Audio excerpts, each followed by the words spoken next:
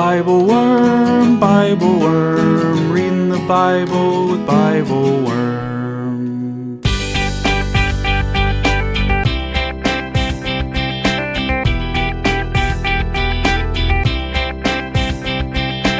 Welcome to Bible Worm, getting to the core of the biblical text. I'm Dr. Robert Williamson, Professor of Religious Studies at Hendrix College and Theologian in Residence of Canvas Community in Little Rock, Arkansas. And I'm Dr. Amy Robertson, Director of Lifelong Learning and Music at Congregation Or Hadash in Sandy Springs, Georgia. We're here every week to discuss the biblical text, both as biblical scholars and as people of faith, one Jewish and one Christian. This week, we're reading a painfully difficult text. The continuation of Jesus' trial before Pilate is told in John 19, 1-16a. Here we find the religious leaders coercing Pilate into executing Jesus by accusing him of disloyalty to the empire. "We have no king but the emperor," they say, betraying the very essence of their religious faith. This text serves as a caution for us about the ways proximity to power can corrupt religious faith, tempting Christians to hand over Jesus ourselves in pursuit of our own interests, whether motivated by ambition or fear. Amy also reminds us of the particular dangers of this text for the Jewish community, cautioning us to tread lightly with its anti-Semitic tropes, which have caused such harm through the centuries. It is a difficult but urgent task we have before us today. Thanks for joining us.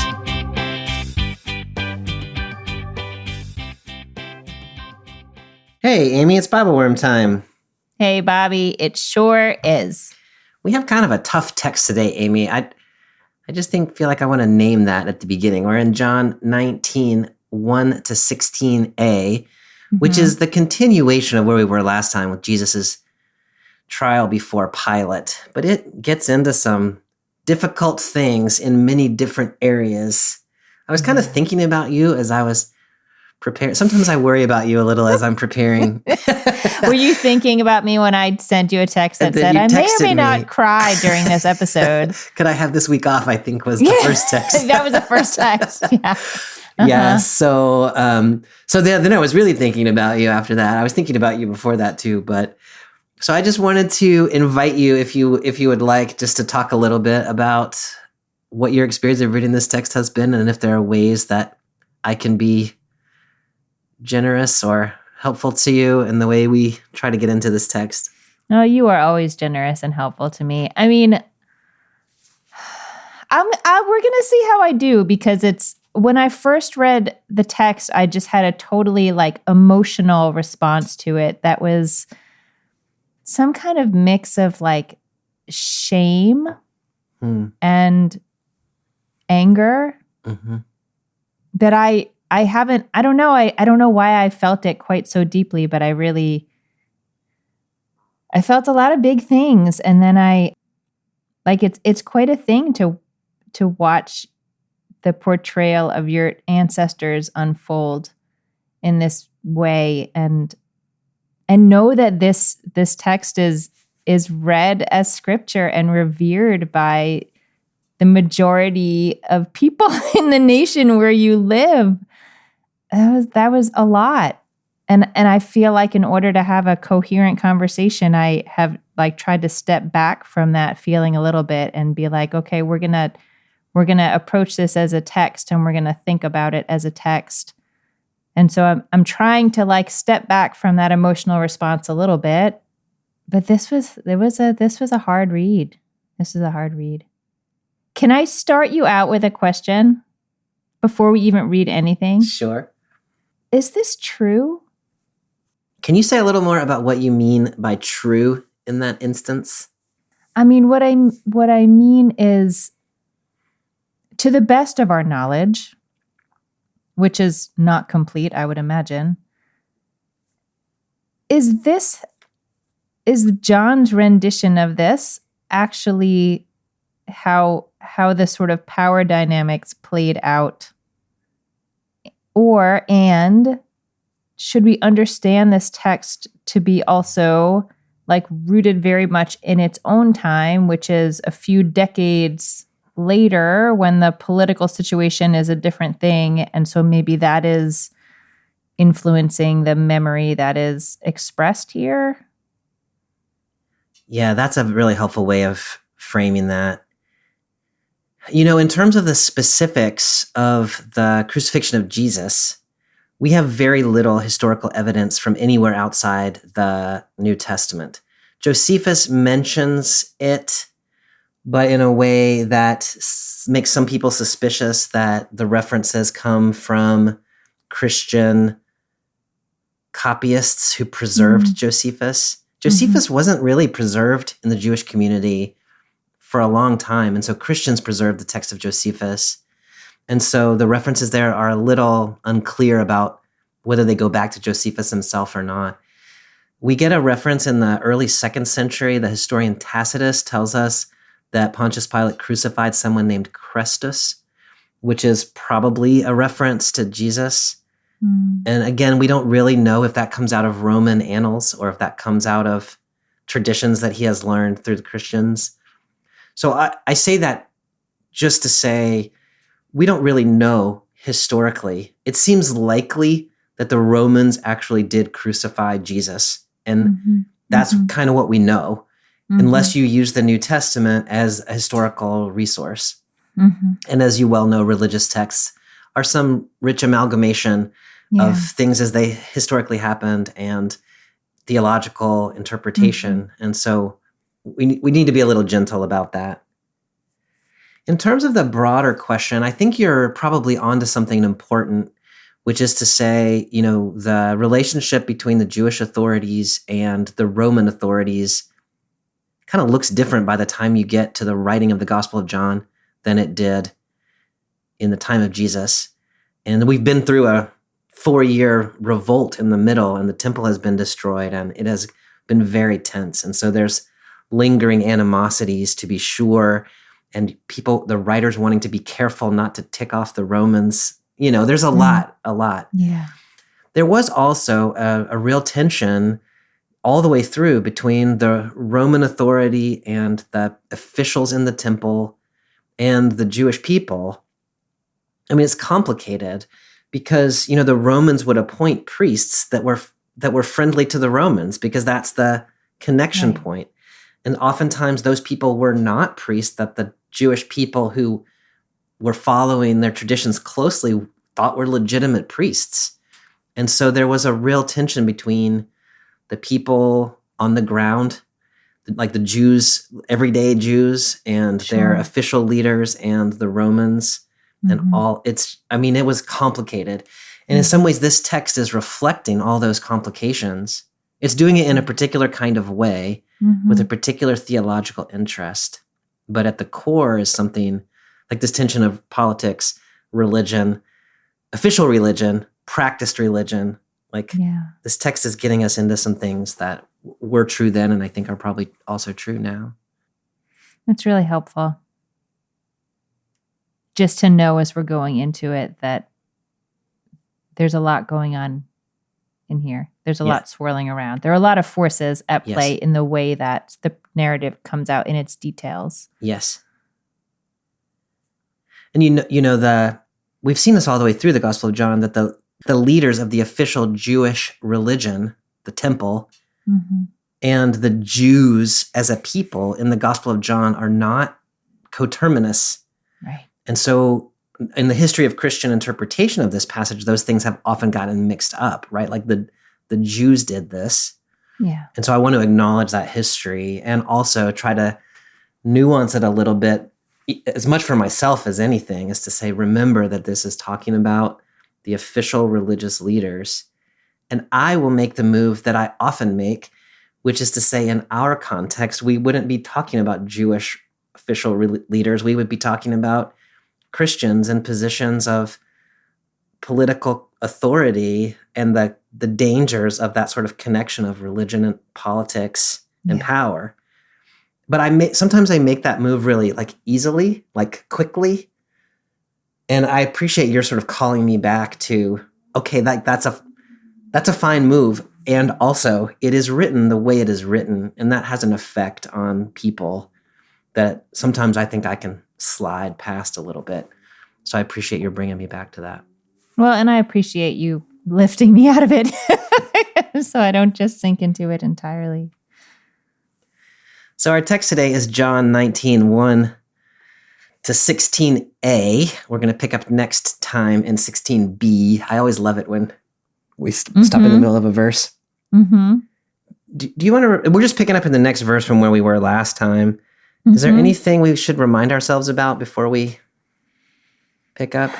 Well, Jesus has been in this conversation's not quite the right word for it, but has in, having this interaction with Pilate, where Pilate is trying to determine somewhat informally what charges could or should be brought against Jesus.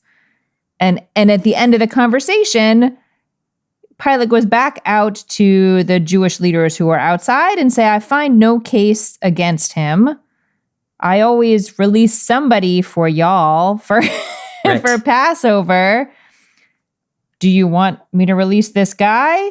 And the crowd shouts back, no, not him. Release this other guy who is a bandit. Yes. Barabbas. So now Pilate is back to, he's got Jesus in his custody, and we'll see what happens next. The other thing that also strikes me as I'm reading this one is just that, remember when Pilate says, what charges do you bring against him? Yeah. Yes. And they just said, if he hadn't done anything, we wouldn't have brought him here. That's right. They don't really answer. And so one of the things that's happening here is like, what exactly charge are we going to end up bringing against Jesus? And is it going to stick? Mm-hmm. I'm glad you brought that up. Okay, I will pick up then in verse 1. I'm reading in the Common English Bible. Then Pilate had Jesus taken and whipped. The soldiers twisted together a crown of thorns and put it on his head and dressed him in a purple robe. Over and over they went up to him and said, Greetings, King of the Jews, and they slapped him in the face.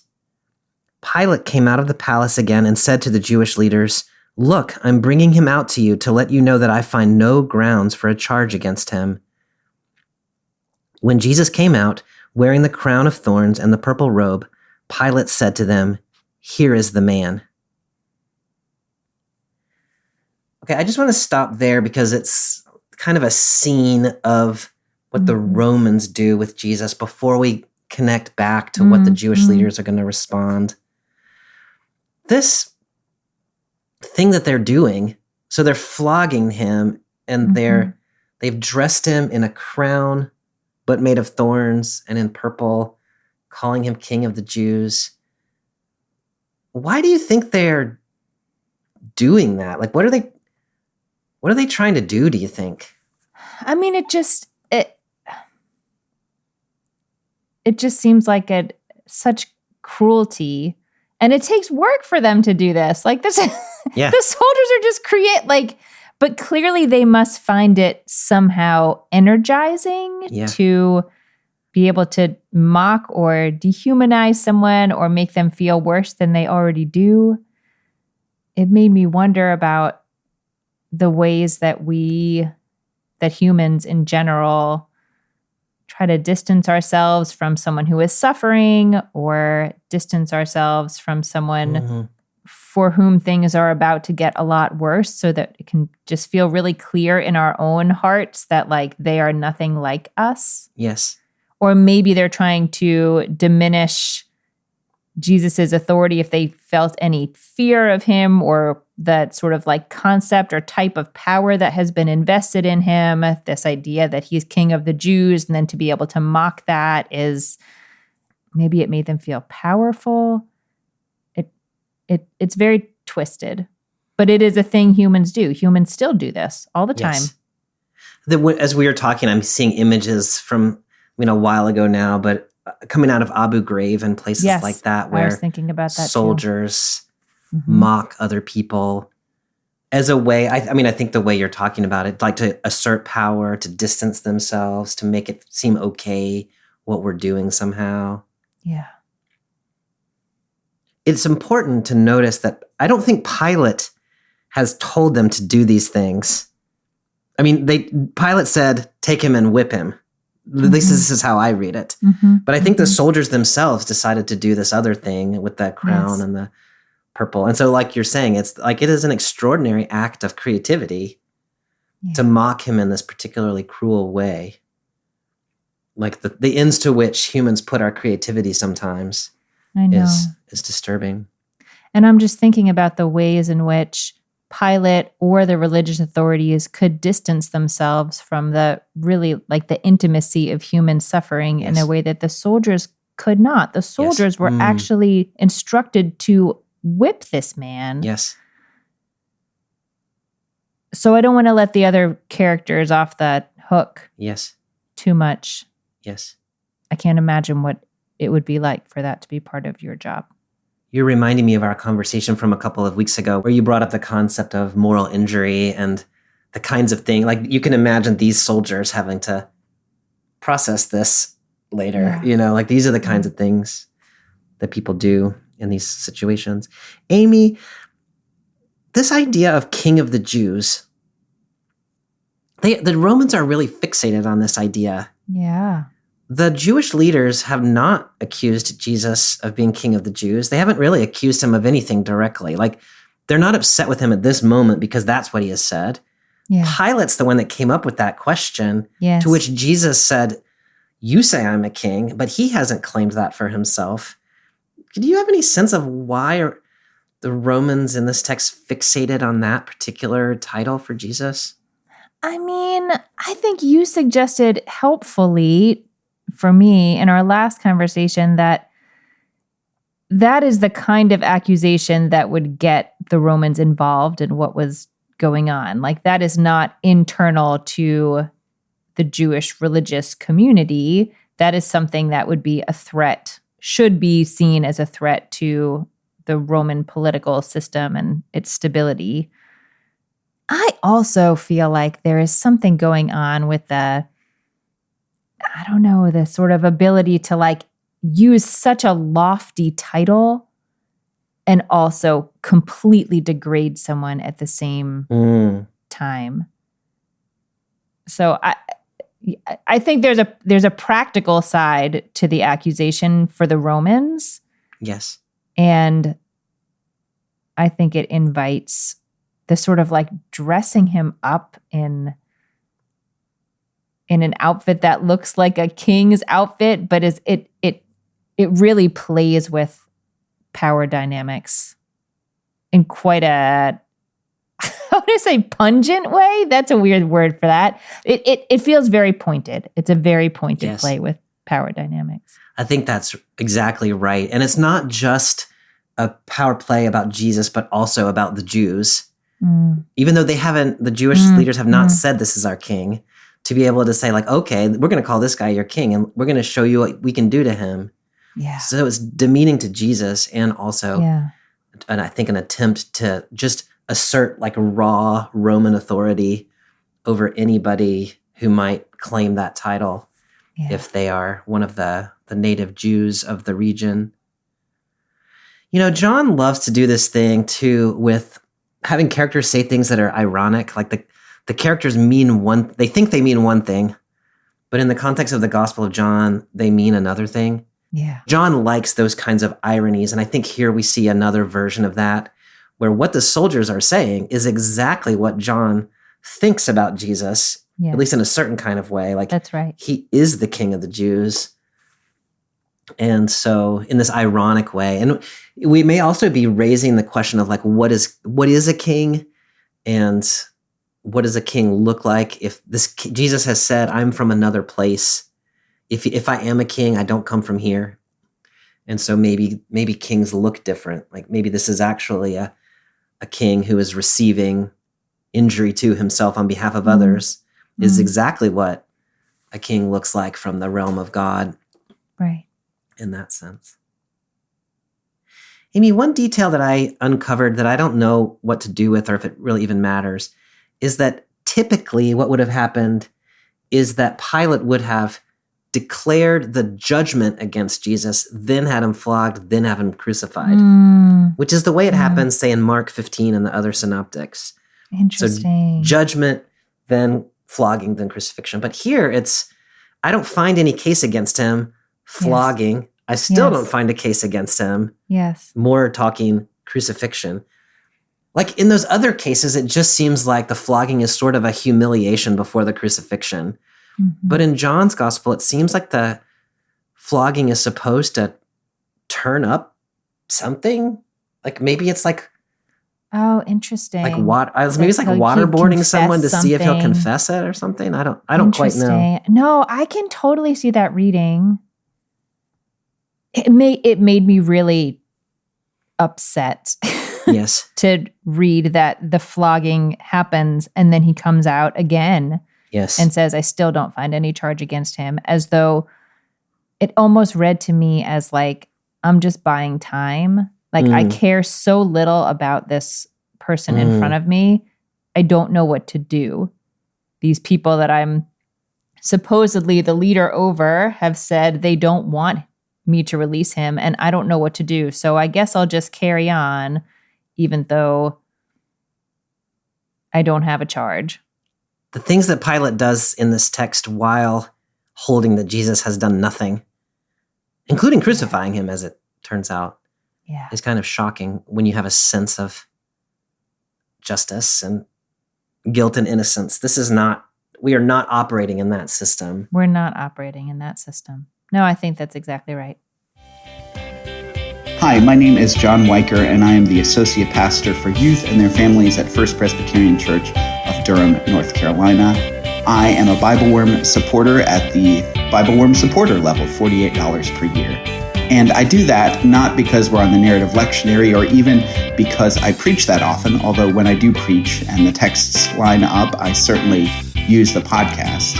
I actually use Bible Worm as my own personal devotion for the week. I'm someone who misses the deep theology and close reading of texts that I got to do a lot of in seminary. And in Bobby and Amy's work, I found that again. And so I listen on Monday mornings on my way over to church and then Monday afternoons on the way back as a way to prepare for the week, to do ministry, and to love Jesus and serve. I hope you'll join me in becoming a Bible Worm supporter too. And now back to this week's episode. Are you ready to see what the Jewish leaders say in response? Yes. Okay, I'll pick up then in verse 6. When the chief priests and their deputies saw him, they shouted out, "Crucify, crucify." Pilate told them, "You take him and crucify him. I don't find any grounds for a charge against him." The Jewish leaders replied, "We have a law, and according to this law, he ought to die, because he made himself out to be God's son." When Pilate heard this word, he was even more afraid. He went back into the residence and spoke to Jesus. "Where are you from?" Jesus didn't answer. So Pilate said, "You won't speak to me? Don't you know that I have authority to release you and also to crucify you?" Jesus said, "You would have no authority over me if it had not been given to you from above. That's why the one who handed me over to you has the greater sin."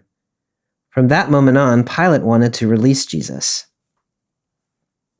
I mean, this interaction between Pilate and the Jewish leaders, they are wanting Pilate to crucify Jesus. Pilate is saying, "I don't have any grounds to crucify him." Mm-hmm. And then they say, "We have a law. He ought to die because he made himself out to be God's son." So I'm just trying to get my head around even just like what is happening here. Mm-hmm. Yeah. They finally have made a charge, which comes at, like when Pilate says, "I'm not going to crucify him because I don't have any charge." Yeah. Now they give a charge, which is he made himself out to be God's son. So, but I'm not sure. When they say we have a law, are they, do you think they're talking about the Torah? I mean, that's what I would guess, that he's being accused of blasphemy. Yeah. But then I get stuck again because, going back to some of the initial conversations with Pilate, if the law he has broken is a law that kind of holds within the realm of religious Judaism, then why was he given to the Romans? Right. Like, that seems like it is something that would have been handled inside of the community. We talked about this a little bit, I guess it was last time, that the Jews and at least according to John, do seem to be able to stone someone to death for violating the Torah. And they have tried to do that, or at least said they were going to do that a couple of times already in this text. They are not allowed to crucify anyone because that is a Roman punishment for people who are kind of seditious against the Roman government mostly. The Jewish leaders are really insistent that crucifixion is what needs to happen. Pilate is insistent that he doesn't have the grounds for that, and they're giving him a rule. It kind of reminds me of a conversation we had, I guess, last time about where everybody's trying to make somebody else responsible. Right. Is that how you're reading that still, or do you? I mean, yes, I read that pretty much throughout this whole story, is that everyone is just like abdicating whatever amount of authority they actually have and just trying to get someone else to take responsibility, and it's very disturbing. But I really appreciate your point that they are intent on crucifixion in particular, because I think I just, in my mind, I was thinking, well, crucifixion is how the Romans executed. And so when they say crucify him, they just mean execute him. Right. But it sounds like what you're saying is that the crucifixion in particular was important. So the Romans had multiple means of execution. And one of the distinctions is citizen and non-citizen. And so often Roman citizens would have been beheaded. Crucifixion is reserved for people who are not citizens, and usually for people for whom some kind of public humiliation is necessary as a deterrent.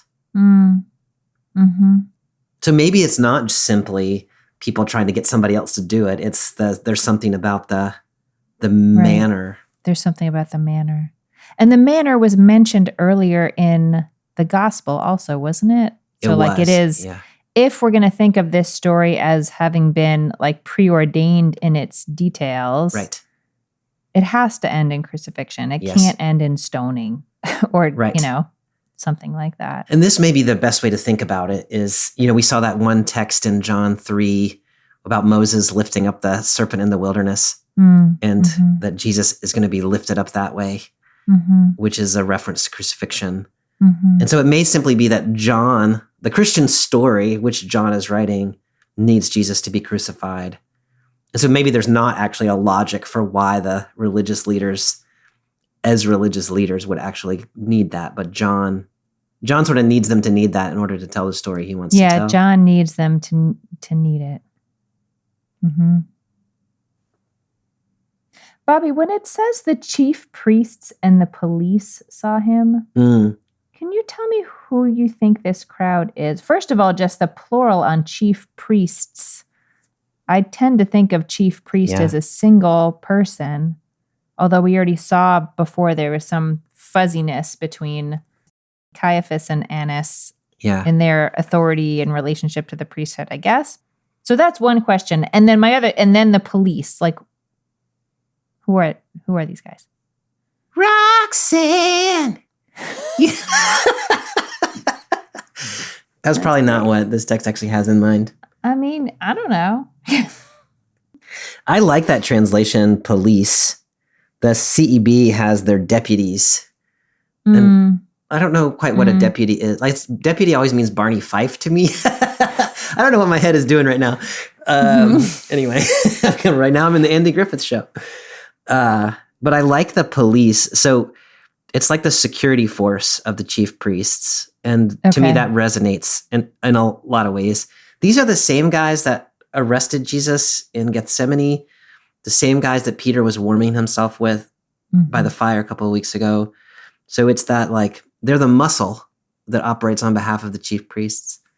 The question about chief priests is a good one. And, the way that I make sense of it is that we have the high priest, and then we have some other priests who also have important functionary roles in the temple. And then we have, like, the priests who come in from the villages and, like, carry out their duties for a couple of weeks and then go. And so when I read chief priests, what I'm reading in the plural there is just the priests who were like stationed in the temple, like this is their home base. I don't know if that's exactly what John has in mind, but it's the way I make sense I of got you. it. It's a broader category than high priest. Does that take you any place if that's who we're talking about? I don't know if it takes me any place more interesting than just religious authorities. Like already the priests have authority within the people, and now we're talking about the people who have authority within the people who have authority.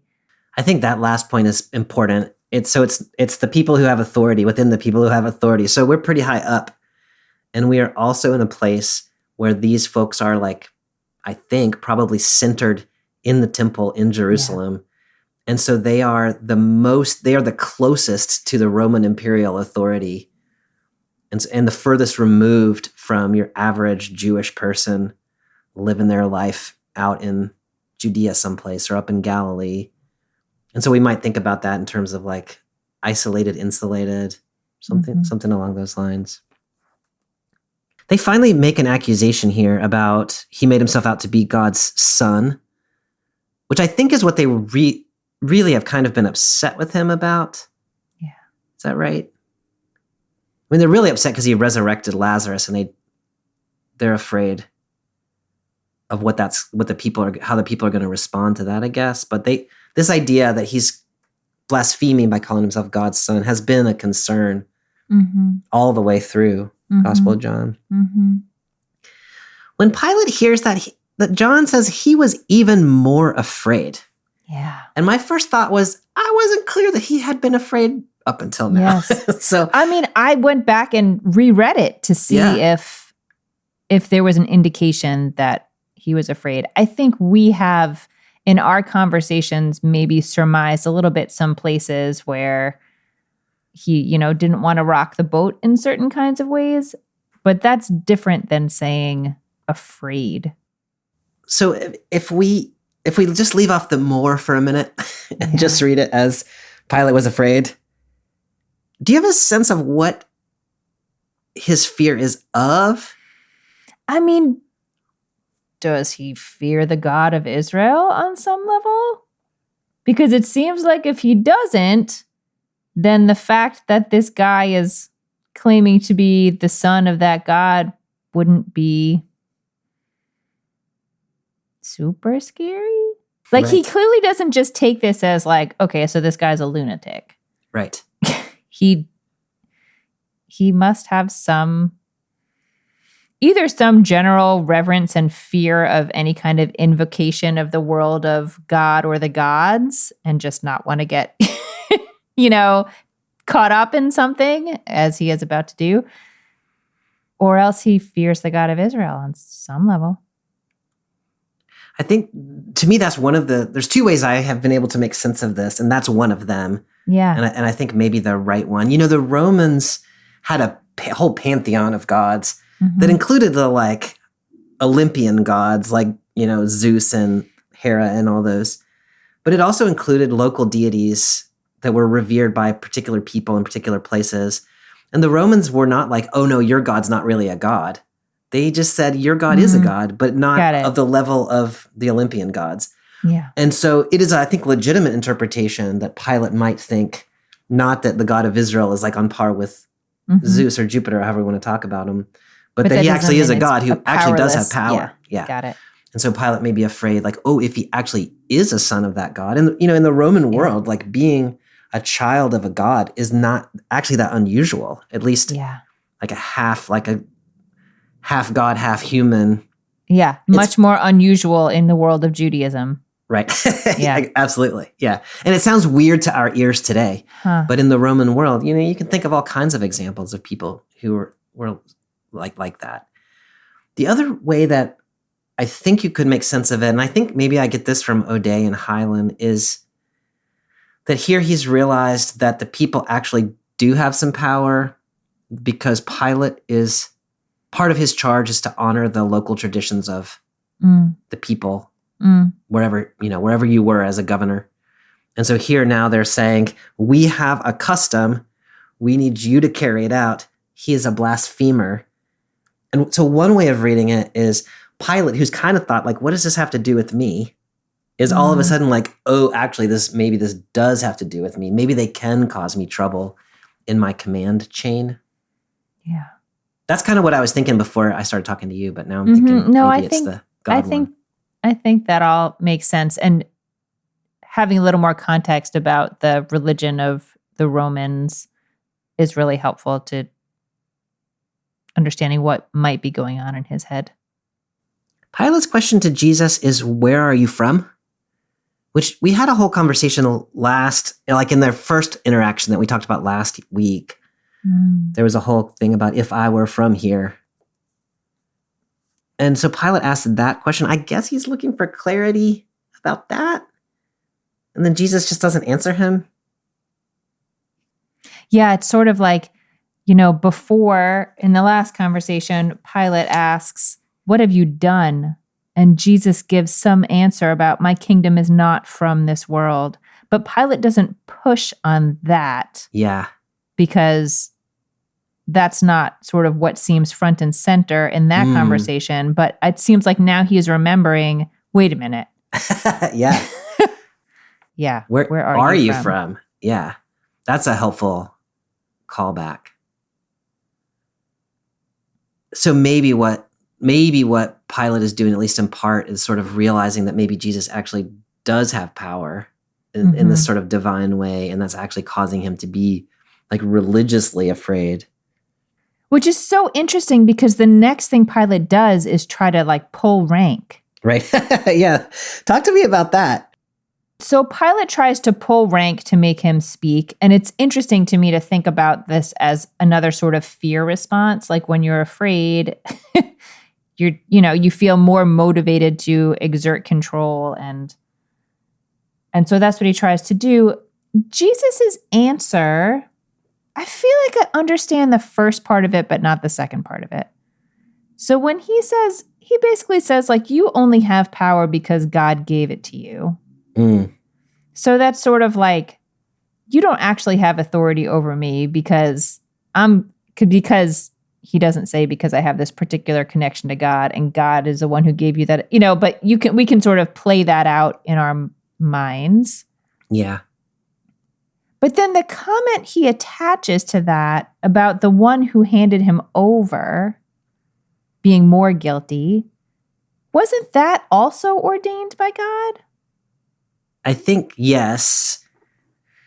I was having a little flashback to my philosophy class from like 30 years ago, and something about Aristotle and like the primary cause and secondary cause or something. You should not take philosophy notes from me. But the reason that that I'm thinking about that is there's a way of thinking about it, which is, yeah, this is necessary and ordained by God. And so in some sense, God is the cause. But nonetheless, this does not exonerate the human actors who act. Yeah. Like they are still responsible for their own actions. It doesn't absolve them of guilt. Is that what you were asking, or did I go somewhere totally different? No, that is sort of what I was asking. And I understand what you're saying, but I feel like he's trying to sort of let Pilate off the hook, but not let the people who turned Jesus in off the hook. Yeah. Who do you think that refers to? The one who handed me over to you? I don't know. We've actually seen that phrase used twice so far, which is kind of interesting. One was about Judas handing Jesus over to the authorities, and the other was about the Jewish authorities handing Jesus over to Pilate. And so that phrase handed over is carrying some weight in this text in some kind of a way. Yeah. I am more troubled about this. The Romans have authority given from above. The reason that I am nervous about that is because one way of reading that is sort of like people invoke Romans 13 in the political realm, which says all authority is granted by God, to say governments exercise authority because God gave it to them, therefore you should obey the governmental authority. Yeah. which does not exactly seem to be what Jesus is saying right here. I don't think. But he is saying your authority is granted to you from heaven. Yeah. Can you help me acknowledge Jesus' statement without saying God approves of all things that empires do? Because I don't want to say that part.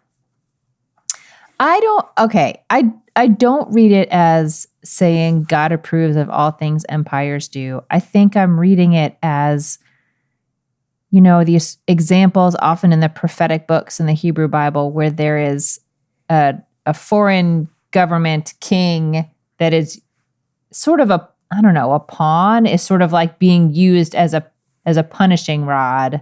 Yeah. So I don't see them as having like God's blessing in doing that so much as not actually having the power that they think they have. And I don't know, it's a good question about the responsibility. Are they responsible for what they do?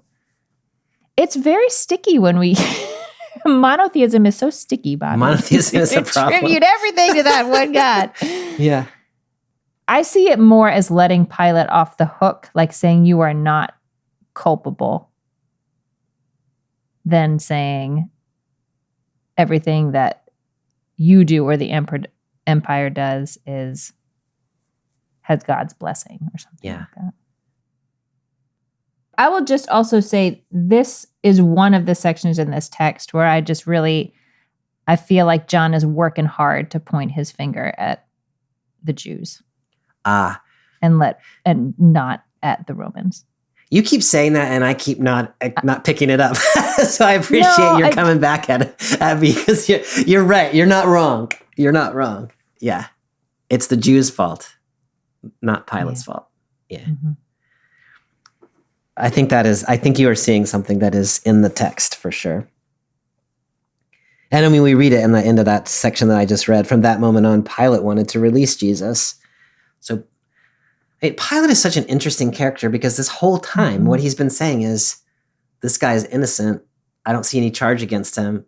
I want to release him. But at the same time, he's been flogging him and putting him in prison and releasing somebody else. Mm-hmm. And so he is both off the hook in the sense that he's not actively making a choice to harm Jesus, I guess, but he is. Yeah. So in some ways, but in the absence of his choice is making a choice in some ways. Yeah. Like he is the person who has authority to prevent this. Yes. And he is just, checking, he's just going through the list of things that you do, I guess, whilst having a stomach ache the whole time because he's like, I don't think this feels right, but too bad I can't stop it. Yeah. All right, Amy, are you ready to read this last part of this text? I'm ready. So John has just told us that Pilate wants to release Jesus. Then the conclusion of verse 12. However, the Jewish leaders cried out, saying, if you release this man, you aren't a friend of the emperor. Anyone who makes himself out to be a king opposes the emperor. When Pilate heard these words, he led Jesus out and seated him on the judge's bench at the place called Stone Pavement, in Aramaic, Gabbatha. It was about noon on the preparation day for the Passover. Pilate said to the Jewish leaders, here is your king. The Jewish leaders cried out, take him away, crucify him. Pilate responded, what? Do you want me to crucify your king? We have no king except the emperor, the chief priest answered. Then Pilate handed Jesus over to be crucified. So this move that the Jewish leaders now make, before early on, they had said, if he hadn't done anything, we wouldn't have brought him to you. Then they said, he claims to be the Son of God. Mm-hmm. All this time, Pilate has been pushing on this issue of King of the Jews, which the Jewish leaders seem to have been kind of resistant to that idea until right here. Anyone who makes himself out to be a king opposes the emperor. And this is what moves Pilate along. Yes. Yep. Somewhere in between that, the Jewish leaders accepting this sort of framing of the issue, Jesus is claiming to be king, and their appeal to the emperor being what moves Pilate, something in that little connection point has a lot of energy. But I can't quite name it. Can you help me think through that? I mean, it seems like what has happened is when they first brought him to Pilate and didn't name a charge, maybe it's the kind of thing where it's like Pilate's going to announce his own charge. He's going to make it clear what is the thing that will move him if we just let him do this himself. Yes. The invocation at the end here of the emperor, oh man, it's just so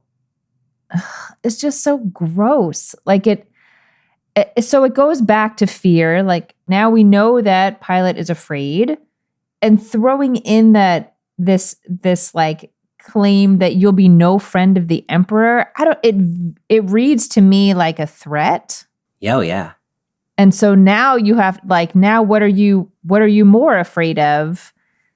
And so I feel like if we already thought that Pilate was unsure of what he was doing and was just responding to various pressures on him, they have dropped the ultimate pressure, which seems so ironic because from the beginning I have tried to make the case that like the Jewish community under Roman rule is walking a thin line. Like they need to stay within the bounds set by the Roman authorities in order for things to be okay for their people. And so then to see the religious authorities sort of twist that and drop it on Pilate is so that's my adjective for it. Yeah. I mean, it's such an interesting dynamic, and you named it so well. You know, post-colonial theory talks about these kind of like the interfaces between the imperial authority and the colonized people. And we talked about the Jewish leaders at one point, the chief priests as indigenous elites. And there's also the side that like Pilate is the opposite of that, which is his loyalty is to the empire, but he's like a middleman. And so he's also in a tense position. And so sometimes I think I talk in binaries about empire and oppressed. Yeah. But it's really like it is more complicated than that. Yeah. And here we do see the indigenous elites, the chief priests kind of appealing above the head of the middleman to say like, by the way, your job is not as safe as you think it is. Right. You know, when you read the Gospels, you kind of almost forget that Pilate's not the emperor.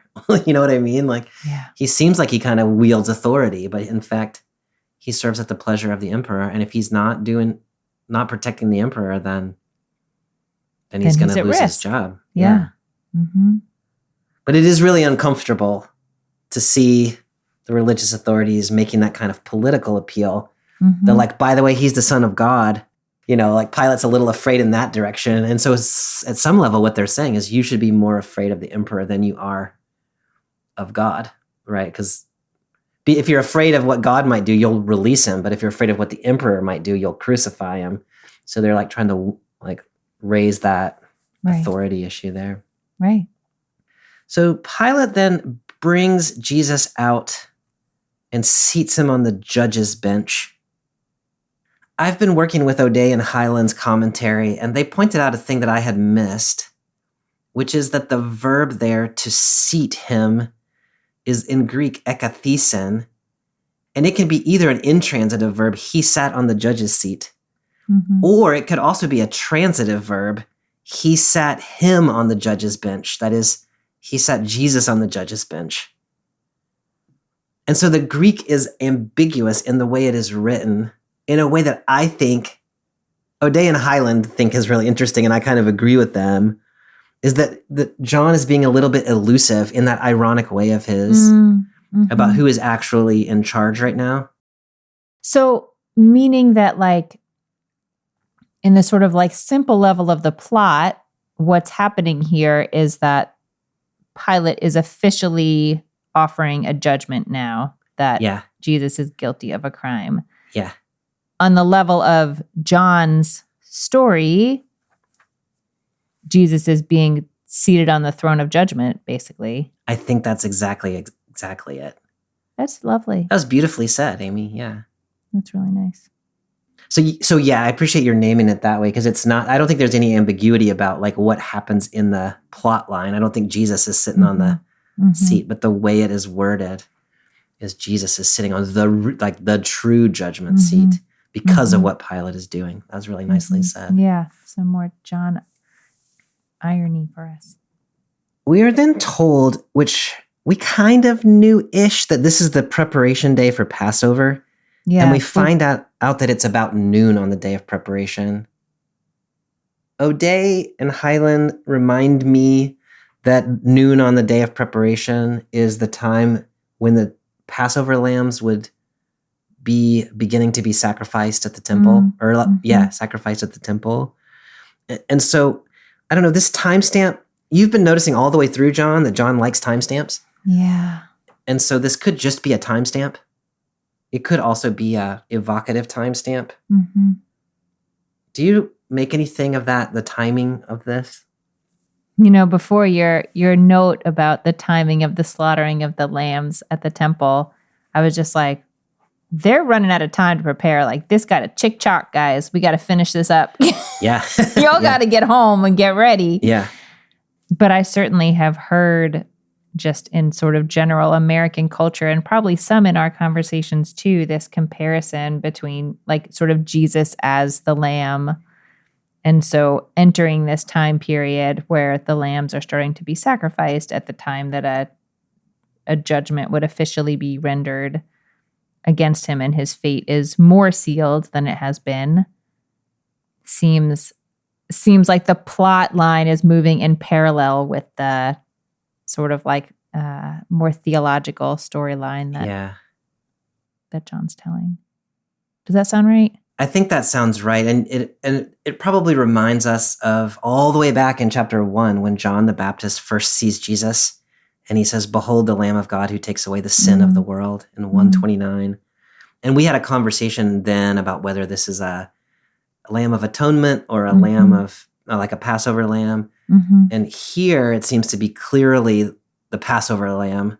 And so if we take the lambness of Jesus that way, I think it's important to realize that the Passover lamb is not, as you reminded us then, about cleansing people of sin.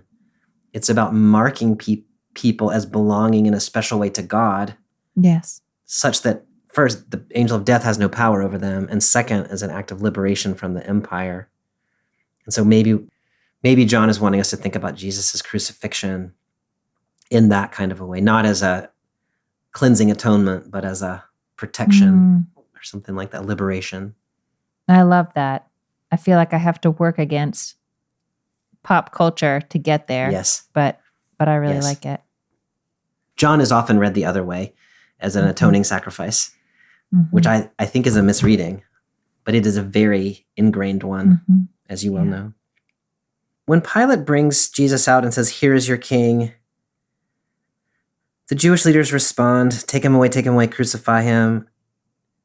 Pilate says, "You want me to crucify your king?" To which they say, "We have no king except the emperor." I feel like that line, in this sort of culmination of this painful sequence of watching how the religious leaders are operating with regard to the political authority and the religious authority, that line, "We have no king except the emperor," is a particularly sharp punctuation mark. Did you have thoughts about what they say there in particular? When I first read it just on my own, it stood out as just this sort of like, why are we taking a loyalty oath all of a sudden? Like, what's happening? Nobody asked you to do this. Why? Like, what's happening? And then as you just read it aloud, I didn't see it when I read it in my own head. But I just feel like it's such a common phrase, at least in Jewish liturgy. I would have to see if it is also in biblical text, but like, "Ein lanu melech ela ata," like, there is no king but you, God. Like, Yes. there is no king but you, God. So like we can have this conversation about Jesus alongside that, but all of a sudden changing it to like, we have no king but the emperor. Yeah. Like that has gotten really like, that is like a deranged statement Yes. Yeah. from a Jewish context. Wayne Meeks, when he comments on this passage, notes the Nishmat prayer, which is the Passover prayer. Was that what you were quoting just there? Like, I mean, I don't know. Yeah, I think that is in Nishmat. Yeah. We have no king but you is how that ends. Yeah. Or at least the introduction of that prayer ends. And so he was making the connection. It's Passover. We should be hearing that. We have no king but you, O Lord. But instead what we're hearing is we have no king but you, O Emperor. And exactly that kind of misalignment of religious and political values that you're noticing there. And like theoretically, all as this is like the tripping point of so much of this story, it's all a means to an end. They just have to get Jesus off the table here. Jesus is a threat to the stability of the people. Jesus is like whatever. And I know I understand your investment is in Jesus. My investment is, I don't know, they follow Jesus as their leader or they don't. But I am more distressed that, like, I feel like they've lost their minds at this point. Yes. And so, like, there's the Jesus question, and then there's the, like, what is happening? Yeah. I am interested in Jesus, as you well know. But I am also interested in religious leaders who seem to have lost their mind in the face of political power. Yeah. And I think that is what is happening right here. A total loss of religious conviction based on their political fears or their political ambitions. And this alliance of the religious leaders and the political sphere makes people lose their minds. And that is true today as it was then. Amy, the last thing I want to point out is the closing line here in verse 16. Pilate handed Jesus over to be crucified. And before, you have been talking rightly about how you think this text is trying to let Pilate off the hook. And in my mind, that's where the text puts Pilate back on the hook. Because, we had that line before of the one who hands him over is guilty of a greater sin. Before that was a reference to Judas, and it was a reference to the religious leaders, but it was not yet a reference to Pilate. But now it is. And so we have Pilate has joined in with the people who have handed Jesus over, all using that same terminology. That is fascinating. That's fascinating. He had his chances to be exonerated. Amy, we have raised a lot about what is a deeply troubling and evocative text.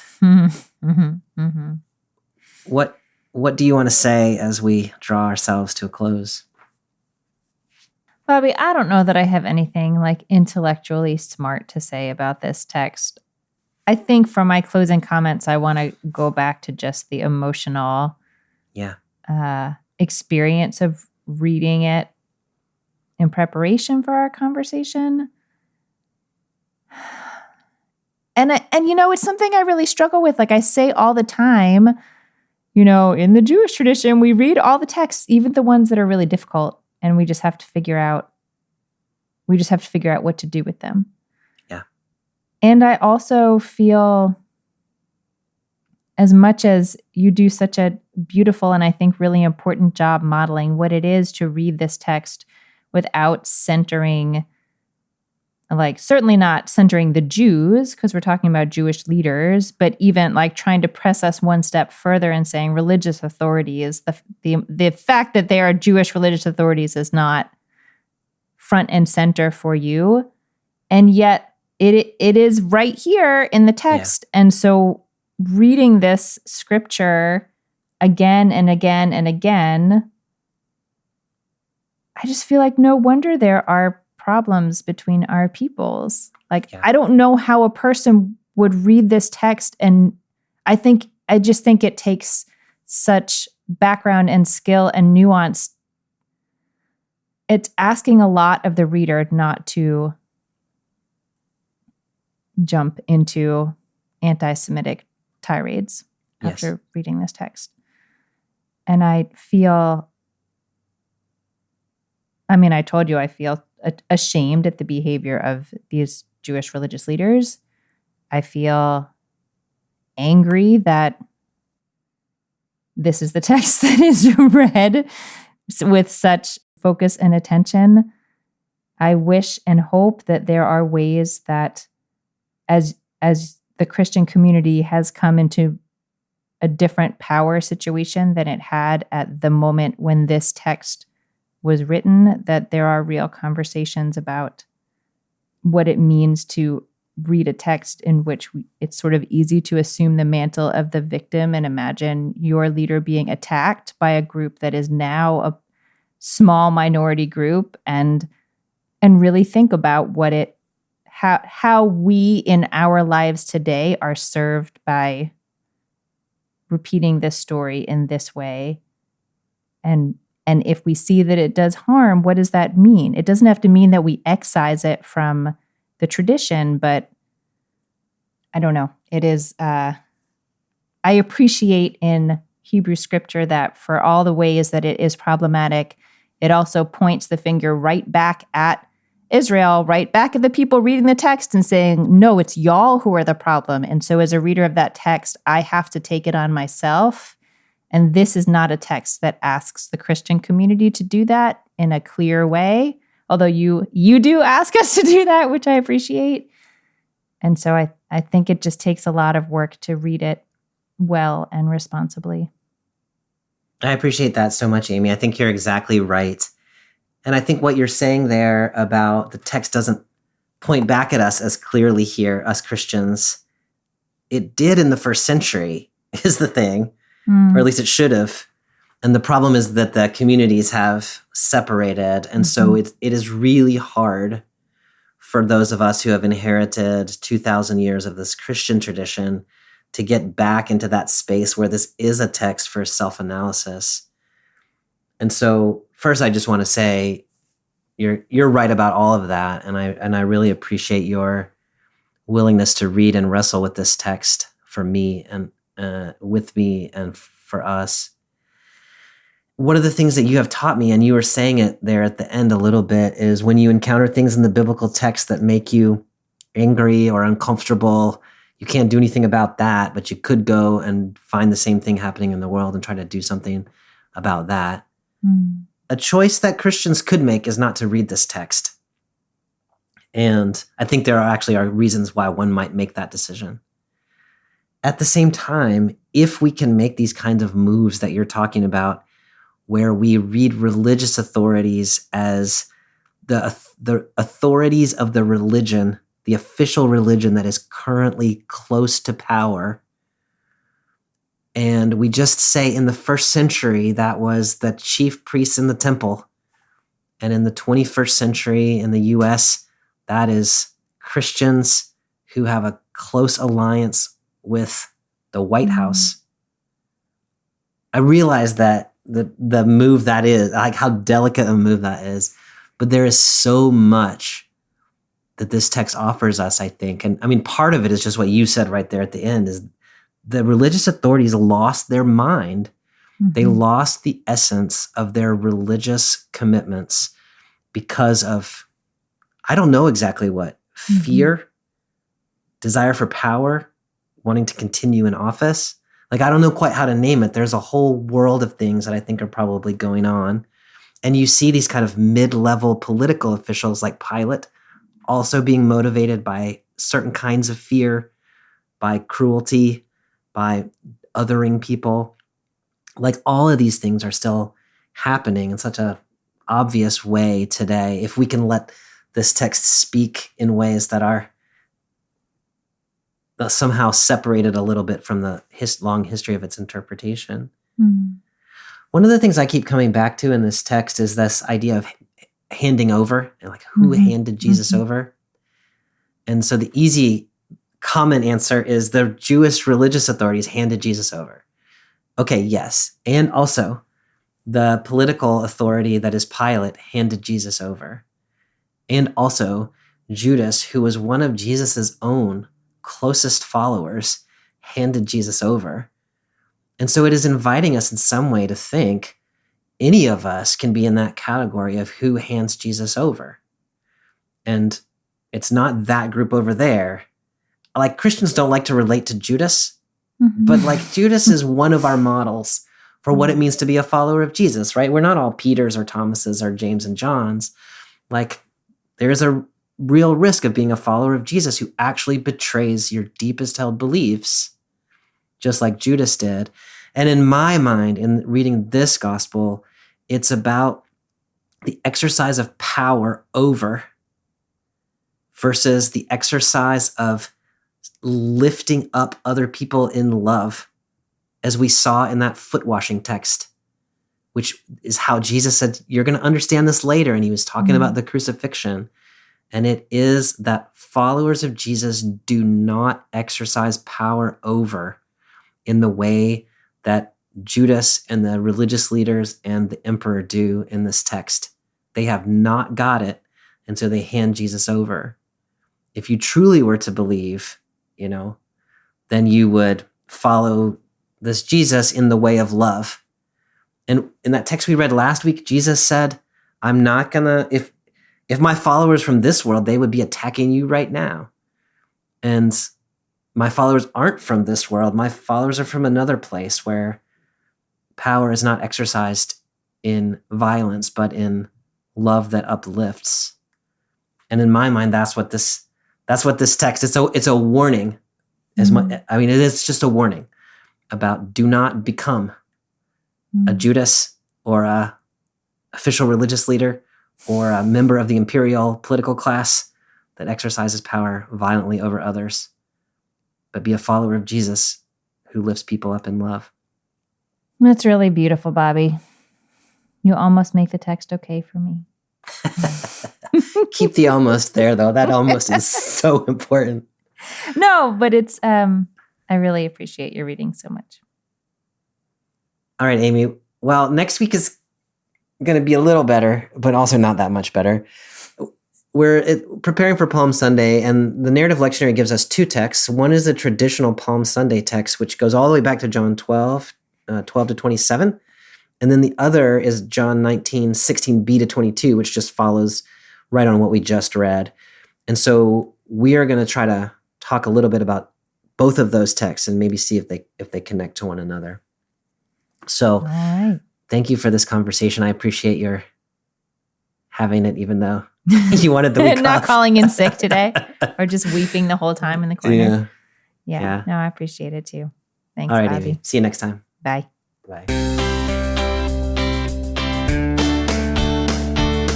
Thanks for joining us for this week's episode of Bible Worm. If you've enjoyed this free podcast, we hope you'll help us keep it going by joining our Patreon for as little as $4 per month. You can also sign up for other goodies like early access, video lectures, weekly liturgies, and more. Visit patreon.com/BibleWormPodcast for details. Bible Worm is produced and edited by Bobby Williamson. Our theme song is sung by Colin Bagby, and our theme music is The World at Large by Dano Songs. Many thanks to all our Patreon supporters for helping make this podcast possible. Join us next week when we'll be reading two texts for Palm Sunday, John 12, 12 to 27, and 19, 16b to 22. Until then, keep on digging.